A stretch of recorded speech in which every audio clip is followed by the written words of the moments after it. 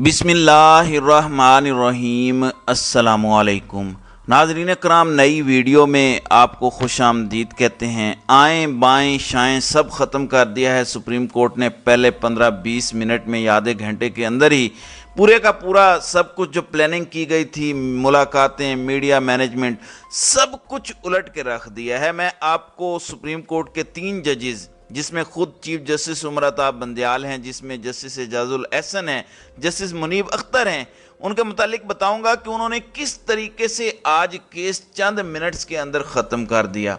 Chief justice ने आज खुफिया होने वाली मीटिंग का अहवाल भी खोल कर रख दिया और कहा कि आला फौजी अफसरान को बता दिया था कि फैसला हो गया है, अब पीछे नहीं हट सकते।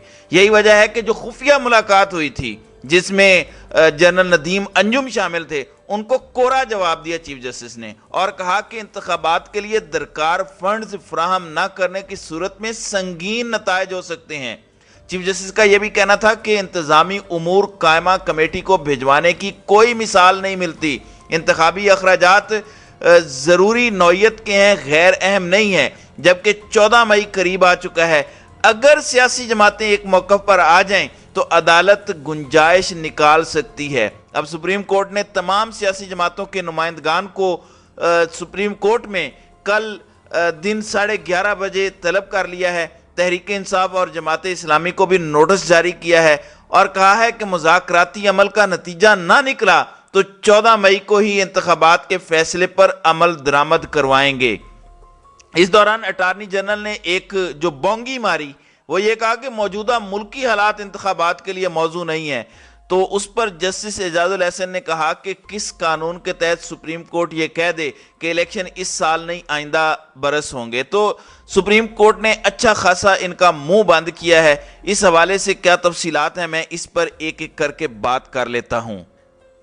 सबसे पहले तो जो आला फौजी अफसरान खुफिया तरीके से रात को गए और उन्होंने बातचीत की, उसमें सुप्रीम कोर्ट के चीफ जस्टिस ने रिमार्क्स देते हुए कहा कि मेरी दरख्वास्त पर डीजी मिलिट्री ऑपरेशंस ने ब्रीफिंग दी, जिसमें डीजी आईएसआई और सेक्रेटरी दिफा भी मौजूद थे। सबको बताया कि फैसला हो चुका है, अब पीछे नहीं हटेंगे।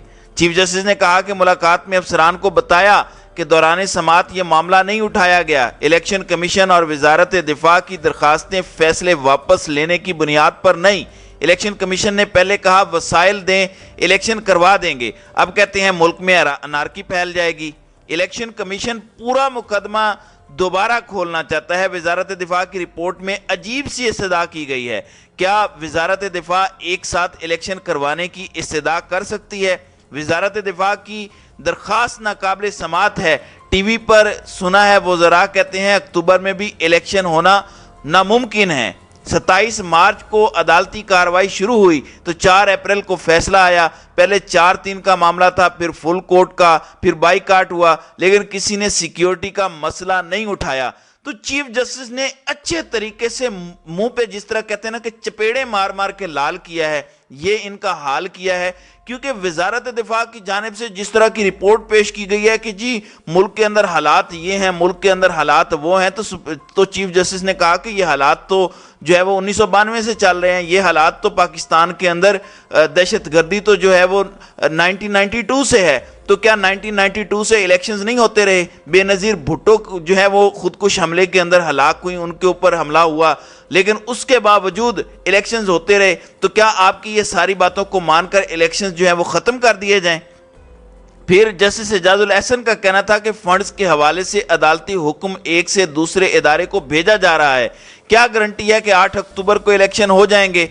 अटार्नी जनरल का कहना था कि फौज ने इंतखाबात के मुकर्रर वक्त के मुताबिक ऑपरेशन शुरू किए थे। तो जस्टिस मुनीब अख्तर का कहना था कि क्या आर्टिकल 245 के तहत फौज सिविल हुकूमत की मदद को नहीं आएगी?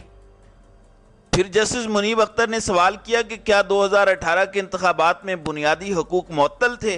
वफाकी हुकूमत आर्टिकल 245 का इख्तियार क्यों इस्तेमाल नहीं कर रही? क्या आइन बालादस्त नहीं है? अफवाज ने मुल्क के लिए जानों की कुर्बानियाँ दी हैं। अफवाज पाकिस्तान का तो सबको शुक्रगुजार रहना चाहिए।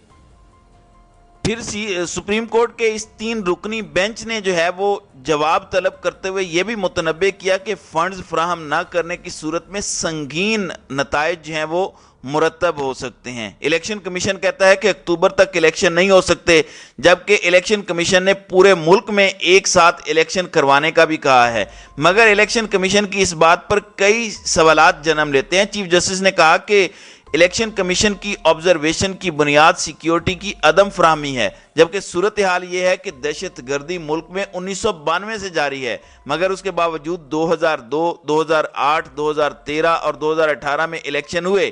اس بات سے قطع نظر کہ سیکیورٹی کے مسائل ان انتخابات میں بھی تھے۔ چیف جسٹس نے کہا کہ 2008 میں تو حالات بہت کشیدہ تھے، کیونکہ 2007 میں بے نظیر بھٹو کی شہادت ہوئی تھی، 2013 میں بھی دہشت گردی تھی، تو اب ایسا کیا منفرد خطرہ ہے جو الیکشن نہیں ہو سکتے؟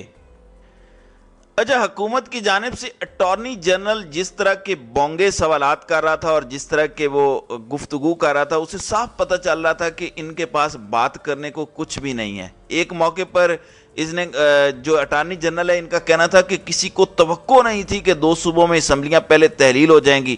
اس پر جسٹس منیب اختر نے ریمارکس دیے کہ گزشتہ سال ایک حکومت کا خاتمہ ہوا تھا اور اگر عدالت نوٹس نہ لیتی تو قومی اسمبلی تحلیل ہو چکی تھی۔ صوبائی اسمبلیوں کے ہوتے ہوئے قومی اسمبلیوں کے انتخابات بھی تو ہونے تھے۔ آئین میں اسمبلی تحلیل ہونے پر الیکشن کا جو ہے وہ وقت مقرر ہے۔ جب یہ جواب دیا ہے تو پھر اٹارنی جنرل ادھر ادھر جو ہے وہ تاکہ جھانکی کرنے لگ گئے۔ چیف جسٹس کا یہ بھی کہنا تھا کہ 14 مئی قریب آ چکا ہے، مگر اگر سیاسی جماعتیں ایک موقف پر آ جائیں تو عدالت گنجائش نکال سکتی ہے۔ اور چیف جسٹس کی جانب سے یہ ریمارکس اس وقت سامنے آئے جب اٹارنی جنرل نے سپریم کورٹ کو فریق سیاسی جماعتوں میں جاری مذاکرات پر اپ ڈیٹ دیتے ہوئے کہا کہ عدالت اگر حکومت کو کچھ مہلت دے تو معاملہ سلجھ سکتا ہے۔ اٹارنی جنرل نے کہا کہ کل پاکستان پیپلز پارٹی کے چیئرمین بلاول بھٹو وزیر اعظم شہباز شریف سے ملے تھے اور حکومت کی کوشش تھی کہ ملک میں سیاسی ڈائیلاگ شروع ہو۔ اٹارنی جنرل نے یہ بھی کہا کہ ایک JUI کے علاوہ تمام حکومتی جماعتیں PTI سے مذاکرات پر آمادہ ہیں اور آج بلاول مولانا فضل الرحمان سے مل کر مذاکرات پر قائل کریں گے، اور اگر سیاسی جماعتوں کے درمیان معاملات سلجھ گئے تو انتخابات کے لیے شاید اتنی سیکیورٹی کی ضرورت نہ پڑے۔ پھر اٹارنی جنرل نے یہ بھی کہا کہ فریقین نے مذاکرات کے لیے کمیٹیاں تشکیل دے دی ہیں اور اگر عدالت کچھ مہلت دے تو معاملہ سلجھ سکتا ہے، جس پر چیف جسٹس نے ریمارکس دیے کہ اٹارنی جنرل کی بات میں وزن ہے، منجمد سیاسی نظام چلنا شروع ہو رہا ہے۔ سیکیورٹی کے معاملات پر جسٹس اعجاز الاحسن کا کہنا تھا کہ برطانیہ میں جنگ کی صورتحال میں بھی ایک دن انتخابات میں تاخیر نہیں ہوئی۔ کیا آئین کہیں پر یہ مینڈیٹ دیتا ہے کہ اسمبلی تحلیل ہونے کے بعد اگلے سال انتخابات کرائے جائیں؟ عدالت کو کہاں اختیار ہے کہ الیکشن اگلے سال کروانے کا کہے؟ ناظرین اکرام، اب چیف جسٹس امرتا بندیال کی سربراہی میں سپریم کورٹ کے اس 3 رکنی بینچ نے تمام سیاسی جماعتوں کو نوٹسز جاری کرتے ہوئے انہیں اپنے اپنے نمائندے مقرر کر کے عدالتی سماعت کا حصہ بننے کا حکم جاری کیا ہے۔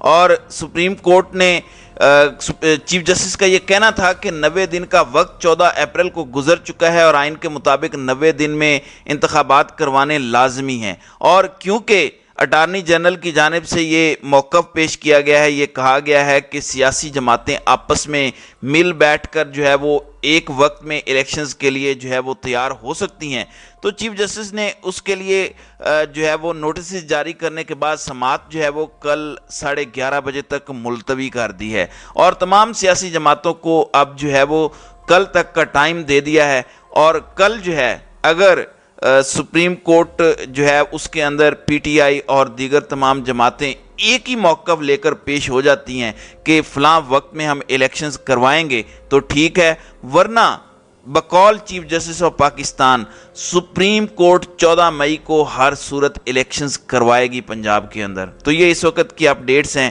ناظرین اکرام، آپ کی اس ویڈیو کے حوالے سے کیا رائے ہے؟ اب اپنی رائے کا اظہار کامنٹ سیکشن میں ضرور کیجیے گا۔